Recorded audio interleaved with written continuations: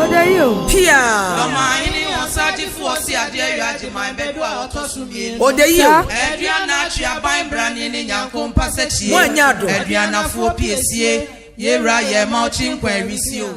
Nyamisha nana osaji fu ajiman bedu the second. Ewo onana montuo pa. Eni nchechi ahodo a wo ma nananom ahemfu bi so asua firi ne ho. Dan we ni asema na me ka se. Enye mi wo wei me so. Niswa eni ade o kuma na nyame di gya awo no kese na nyame di gya awo no wo ye ne dan case ni nyina ni virgin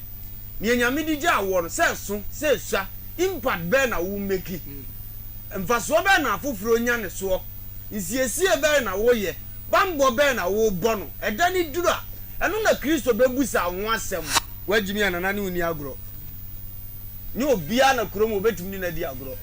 ba dodo no ade nya na godie we ne ade awurade hye na nanom ahemfo ne asɔfo ne mpadifo edi anim kɔfom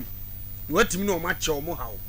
kɔfom watimi hu problem se ekoso kɔfom no watimi hu ne ekoso wo ma ntamo ɛno nti wo post so dabi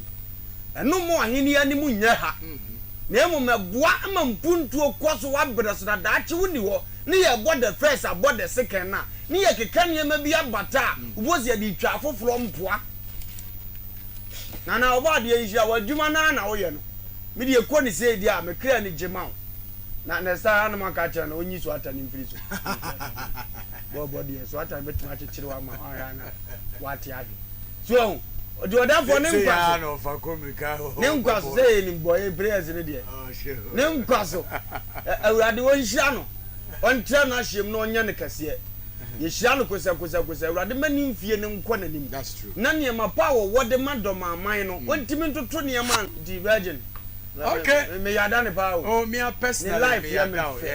me yada ne pa what you yasi on pray no o de nya ahini nto nchakwa high court kenya position no position kitwa ansan no sa ayo man hina ahemfo hye na se enye ketwa sa ndi okura humility bi very powerful that's something I like about him eradi nyankopɔ nhira ne pa okay humility osa boani pa let's start on to some frɛ obobo bi si ana me megina me am twetwe ne na o timi grisi ne nso so bibia anya fine na